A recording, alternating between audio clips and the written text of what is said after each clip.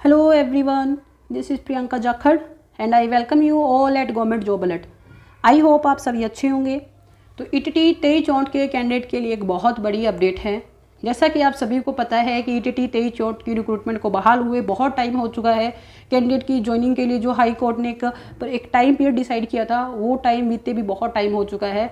तो अभी तक कैंडिडेट की ज्वाइनिंग नहीं हुई है। इसी को लेकर देखिए कैंडिडेट अब फिर से पहुँच चुके हैं हाई कोर्ट और कैंडिडेट ने एक पिटीशन फाइल की है अगेंस्ट द डिपार्टमेंट, यानी कि डिपार्टमेंट के खिलाफ एक पिटीशन फाइल की गई है। और ये जो देखिए पिटीशन है, ये है कॉन्टेम्प्ट ऑफ कोर्ट की पिटीशन, यानी कि हाई कोर्ट के जो ऑर्डर है उनकी अवहेलना हुई है, ऐसे कहते हुए ये पिटीशन फाइल की गई है। अब हम देखेंगे कि क्या होता है कॉन्टेम्प्ट ऑफ कोर्ट और ये क्यों फाइल की गई है और इसका क्या इफेक्ट अब देखने को मिलेगा ईटीटी 23/64 की रिक्रूटमेंट पे। इससे पहले अगर आपने अभी तक इस चैनल को सब्सक्राइब नहीं किया तो प्लीज़ इस चैनल को ज़रूर सब्सक्राइब करें और डिस्क्रिप्शन में दिए हुए लिंक से टेलीग्राम चैनल पे भी ज़रूर जुड़े, ताकि ईटीटी 23/64 के रिगार्डिंग कोई भी इंपॉर्टेंट अपडेट्स आपसे मिस ना हो।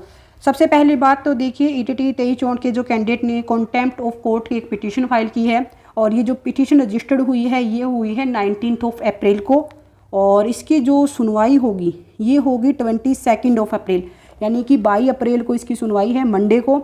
रूम नंबर 27 में इसकी सुनवाई होगी और का सीरियल नंबर है 108। तो अब बात आती है कि ये पिटीशन फाइल क्यों की गई है। सबसे पहली बात तो देखिए, जैसा आप सभी को पता है कि 19 दिसंबर लास्ट ईयर ईटीटी 23/64 की रिक्रूटमेंट हाई कोर्ट से बहाल होती है। हाई कोर्ट ने बोला कि आप 2 मंथ्स के अंदर अंदर कैंडिडेट की ज्वाइनिंग करवाइए, कैंडिडेट को ज्वाइनिंग दीजिए। उसके बाद भी देखिए 2 मंथ्स तक डिपार्टमेंट ने अपनी तरफ से कोई भी एक्शन नहीं लिया, कैंडिडेट को ज्वाइनिंग नहीं दी गई। उसके बाद जब जैसे ही 2 मंथ्स कंप्लीट होने को हुए, डिपार्टमेंट पहुंच जाता है फिर से कोर्ट कि हमें तो क्लेरिफिकेशन दीजिए कि बीएड कैंडिडेट का क्या करना है, एनआईएस कैंडिडेट को ज्वाइनिंग देनी है या नहीं देनी, और जो ओरिजिनल एडवर्टाइजमेंट है वो कौन सी है। इस तरह के कुछ पॉइंट्स को लेकर डिपार्टमेंट चला जाता है हाई कोर्ट। और उसके बाद देखिए हाई कोर्ट ने भी जो अपनी क्लेरिफिकेशन जो थी उसके ऑर्डर जारी कर दिए है, क्लेरिफिकेशन भी आ चुकी है हाई कोर्ट से। उसके बावजूद भी ईटीटी 23/64 के कैंडिडेट को अभी तक ज्वाइनिंग नहीं दी गई है। इवन क्लेरिफिकेशन आए भी काफ़ी टाइम बीत चुका है और अभी भी डिपार्टमेंट की तरफ से एक सिंगल नोटिफिकेशन जारी नहीं किया गया कि अब ईटीटी 23/64 की रिक्रूटमेंट को लेकर क्या कुछ स्टेप लिए जा रहे हैं, आगे क्या कुछ एक्शन लिया जा रहा है। और ऐसे में देखिए बहुत बार ऑब्वियस है कि कैंडिडेट ने भी डिपार्टमेंट विजिट किया कि आप बताइए हमें कि आप क्या कर रहे हो, ज्वाइनिंग क्यों नहीं दे रहे। इवन पहले तो देखिए कहीं ना कहीं सुनने में आ रहा था कि शायद बीएड वर्सेस बीटीसी का जो पूरा मुद्दा जो सुप्रीम कोर्ट में चल रहा है उसी की वजह से डिले किया जा रहा है कैंडिडेट की ज्वाइनिंग को, कि सुप्रीम कोर्ट से क्लेरिफिकेशन आ जाए। अब तो सुप्रीम कोर्ट से भी क्लेरिफिकेशन आ चुकी है, सुप्रीम कोर्ट ने भी अपने डिसीजन जारी कर दिए है कि इस तरह से जो डिसीजन है उसे इम्प्लीमेंट किया जाएगा। उसके बावजूद भी देखिए कैंडिडेट के जो मतलब जैसे कैंडिडेट डिपार्टमेंट फिर से विजिट करते हैं कि अब तो बताइए अब आप कैसे रिक्रूटमेंट को कंप्लीट करोगे, कैंडिडेट को ज्वाइनिंग कब दी जाएगी। उसके बाद भी देखिए डिपार्टमेंट की तरफ से बिल्कुल नेगेटिव रिस्पॉन्स आता है, या फिर कहे तो न के बराबर रिस्पॉन्स आता है। ऑब्वियस है कि जब कैंडिडेट को जब लगा कि नहीं अब तो डिपार्टमेंट की तरफ से कोई रिस्पॉन्स नहीं आना, क्योंकि देखिए at the end recruitment complete किसे करनी है, रिक्रूटमेंट कंप्लीट करनी है डिपार्टमेंट को। हाई कोर्ट ने अपने ऑर्डर जारी कर दिए कि आप रिक्रूटमेंट को कंप्लीट कीजिए। अब डिपार्टमेंट क्या है, वो अपनी तरफ से कोई स्टेप ले नहीं रहा, तो ऑब्वियस है कि कैंडिडेट तो हुए परेशान। और जब कैंडिडेट परेशान होंगे तो ऑब्वियस है कि वो फिर से जाएगी कोर्ट कि अब आप हमें कोर्ट में ही जवाब दीजिएगा कि आप रिक्रूटमेंट कंप्लीट क्यों नहीं कर रहे। और देखिए कोर्ट में भी जो पिटीशन फाइल की गई है वो की गई है कॉन्टेम्प्ट ऑफ कोर्ट की पिटीशन। अब कॉन्टेम्प्ट ऑफ कोर्ट का क्या मीनिंग होता है, सिंपल सा मीनिंग है। अगर मैं आपको देखिए छोटे से एक एग्जाम्पल के थ्रू अगर मैं आपको बताऊँ, मान लेते हैं 2 पार्टी हैं, पार्टी ए है और पार्टी बी है। हाई कोर्ट से ऑर्डर आता है कि जो पार्टी ए है वो पार्टी बी को मान लेते हैं कि कुछ अमाउंट पे करेगी विद इन 2 मंथ्स, या फिर विद इन 2 मंथ्स के अंदर मान लेते हैं 1000 रुपीज़ हम ले लेते हैं कि 1000 रुपीज़ पार्टी ए जो है पार्टी बी को पे करेगी। ये फाइनल डिसीजन आता है कोर्ट से। 2 मंथ्स के बीत जाते हैं पर ए क्या करता है, पार्टी बी को बिल्कुल भी कह सकते कोई रिस्पॉन्स नहीं देता, न तो पैसे रिटर्न करता न कुछ और रिस्पॉन्स आता। तो ऑब्वियस सी बात है कि जो हाई कोर्ट ने जो ऑर्डर जारी किए थे वो तो यहाँ फॉलो ही नहीं किए गए। यानी जब कोर्ट ने बोल दिया कि जो पार्टी ए है वो पार्टी बी को कुछ amount of money as a compensation pay करेगा, उसके बाद भी जो पार्टी ए है उसने अपनी तरफ से जो उसकी रिस्पॉन्सिबिलिटी बनती थी वो उसे फुलफिल नहीं कर रहा, तो पार्टी बी अब क्या करे। ऑब्वियस सी बात है इसके ए के साथ झगड़ने का तो कोई बेनिफिट ही नहीं है, क्योंकि यहाँ से तो कोई रिस्पॉन्स आएगा ही नहीं। तो पार्टी बी क्या करती है, पार्टी बी चली जाती है हाई कोर्ट फिर से कि सर आपने ये डिसीजन दिया था और इस डिसीजन को जो पार्टी ए है वो इम्प्लीमेंट नहीं कर रही। सेम ये सिनेरियो यहाँ पे है। हाई कोर्ट ने डिपार्टमेंट को बोला रिक्रूटमेंट कंप्लीट कीजिए, डिपार्टमेंट ने ही बोला ठीक है हम 2 मंथ्स में कंप्लीट करेंगे। उसके बाद देखिए जो कैंडिडेट थे, कैंडिडेट क्या करते हैं, डिपार्टमेंट विजिट करते हैं कि ये बताइए आप क्या कर रहे हो। डिपार्टमेंट की तरफ से रिस्पॉन्स नहीं आता, और जब डिपार्टमेंट से रिस्पॉन्स नहीं आएगा तो ऑब्वियस सी बात है कैंडिडेट फिर से जा पहुँचे हैं हाई कोर्ट कि हाई कोर्ट के ऑर्डर को फॉलो नहीं किया जा रहा, तो ये डायरेक्टली कॉन्टेम्प्ट ऑफ कोर्ट है, यानी कि कोर्ट के जो भी डिसीजन आए हैं उनकी अवहेलना की जा रही है।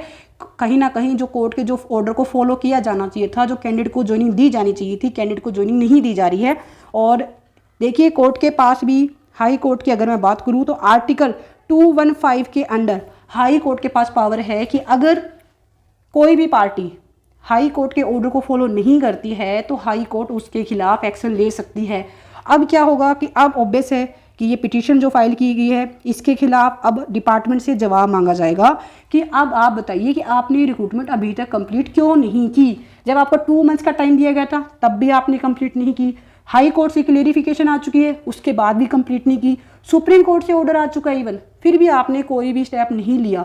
क्यों नहीं लिया, क्या रीज़न है, कौन सी इशू अभी है और आप कब तक कर दोगे, इन सब के ऊपर अब डिपार्टमेंट से जवाब मांगा जाएगा। क्योंकि कैंडिडेट ने देखिए अपने बेस पे बहुत ट्राई करके देखा है, कैंडिडेट बहुत टाइम से इस रिक्रूटमेंट को देखिए कंप्लीट करवाने के लिए एफर्ट्स लगा रहे हैं।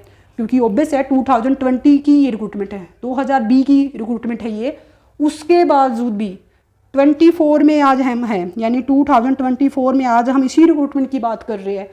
यानी कि इतने टाइम से कैंडिडेट सिर्फ इस रिक्रूटमेंट को कंप्लीट करवाने के लिए एफर्ट्स लगा रहे हैं। ऑब्वियस है ये मेंटली हरासमेंट ये है कैंडिडेट का, क्योंकि देखिए कोई भी नहीं चाहता कि कोई भी कैंडिडेट कभी भी नहीं चाहता कि हम कोर्ट जाए। कोर्ट में क्या है, ऑब्वियस है कि देखिए टाइम तो वेस्ट होता ही है, साथ साथ में मनी भी वेस्ट होता है बहुत ज़्यादा। कैंडिडेट के पास देखिए जो ऑलरेडी बेरोजगार है उनके पास इतने पैसे कहाँ से आएंगे कि वो वकीलों की बड़ी बड़ी फीस पे करे, जो कोर्ट कचहरी के चक्कर लगाए, क्योंकि उसे अपना और काम भी देखना है। ये सब इशू अराइज होते हैं जब डिपार्टमेंट की तरफ से कोई अच्छा रिस्पॉन्स नहीं आता। सेम पॉइंट है यहाँ पे भी कि जब डिपार्टमेंट की तरफ से रिस्पॉन्स नहीं आया, जब डिपार्टमेंट ने कैंडिडेट को लेकर कोई एक्शन नहीं लिया, तो बेस है कि अब जो कॉन्टेम्प्ट ऑफ कोर्ट का जो पूरा मुद्दा लेके जो कैंडिडेट है वो कोर्ट पहुंच चुके हैं कि अब आपसे हम डिपार्टमेंट से हम क्या करेंगे, कोर्ट में ही इस चीज़ का जवाब मांगेंगे कि आप रिक्रूटमेंट कंप्लीट क्यों नहीं कर रहे। और देखिए ये कहीं ना कहीं कैंडिडेट के लिए बहुत पॉजिटिव पॉइंट है कि अब कहीं ना कहीं डिपार्टमेंट के ऊपर भी प्रेशर बनेगा कि जब कोर्ट में आपसे जवाब मांगा जाएगा तो ऑब्वियस है कि अब आप कोर्ट को ये नहीं बोल सकते कि कल आना परसों आना, जैसा कैंडिडेट के साथ होता आया है। तो अब क्या है कि कोर्ट के सामने डिपार्टमेंट अपना जवाब पेश करेगा कि उन्होंने रिक्रूटमेंट क्यों नहीं कंप्लीट की, और अगर रिक्रूटमेंट कंप्लीट करने की वो सोच रहे हैं, उन्हें है कि हम अब कुछ दिनों में रिक्रूटमेंट कंप्लीट करेंगे, तो उसके लिए उन्होंने अभी तक क्या स्टेप लिए हैं, ये सब के ऊपर अब डिपार्टमेंट को जवाब देना होगा कोर्ट में। और ये कहीं ना कहीं बहुत ही पॉजिटिव पॉइंट है कैंडिडेट के लिए कि अब एटलीस्ट डिपार्टमेंट भी इस रिक्रूटमेंट को लेके एक कह सकते हैं इंटरेस्ट शो करेगा, रिक्रूटमेंट को कंप्लीट किया जाएगा। और देखिए ऑब्वियस है कि अगर डिपार्टमेंट की तरफ से इसमें स्टेप लिया जाएगा तो बहुत सारे कैंडिडेट ऐसे हैं जो कि ऑलरेडी कहीं ज्वाइन कर चुकी है, क्योंकि बहुत टाइम हो चुका है इस रिक्रूटमेंट को आए। ऐसे में जो कैंडिडेट पहले जिनकी डॉक्यूमेंट वेरिफिकेशन हो चुकी थी वो ऑलरेडी कहीं और ज्वाइन कर चुके हैं, तो ऑब्वियस है कि वो उस जॉब को छोड़ के अब यहाँ पे तो नहीं आएंगे। जब यहाँ पे नहीं आएंगे तो ऑब्वियस है कि नीचे के जो लो मेरिट के कैंडिडेट है उसको बेनिफिट मिलेगा। तो इसमें देखिए बहुत सारे कैंडिडेट का सिलेक्शन होगा। इवन जिन कैंडिडेट ने एग्जाम दिया उनमें से बहुत सारे कैंडिडेट हैं जो कहीं और ज्वाइन कर चुके हैं, तो लो मेरिट के जितने भी कैंडिडेट हैं उन सबको इसमें एट द एंड बेनिफिट मिलेगा। पर इसके लिए ज़रूरी है कि डिपार्टमेंट अपनी तरफ से कोई स्टेप ले, रिक्रूटमेंट को कंप्लीट करवाने की कोशिश करे। बाकी देखिए अभी क्या है, कोर्ट ऑफ कंटेम्प्ट ये क्या है, इसका आने वाले दिनों में ETT 23 पे क्या इफेक्ट देखने को मिलेगा, अब डिपार्टमेंट किस तरह से अपना रिस्पॉन्स पेश करेगा, और ETT 23 की रिक्रूटमेंट अब किस तरह से और कब तक पूरी की जाएगी, इन सब के ऊपर हम डिटेल से मैं आपके साथ एक सेपरेट वीडियो शेयर करूंगी जिसमें मैं आपको बिल्कुल डिटेल से बताऊंगी कि कॉन्टेम्प्ट ऑफ कोर्ट जो है वो एक्चुअल में क्या है, अब इसका क्या इफेक्ट रहेगा, अब कितने टाइम में इस रिक्रूटमेंट को कंप्लीट किया जाएगा। बाकी इसके रिगार्डिंग आगे भी कोई भी अपडेट आती है तो वो अपडेट भी आपके साथ इसी चैनल पर जरूर शेयर की जाएगी।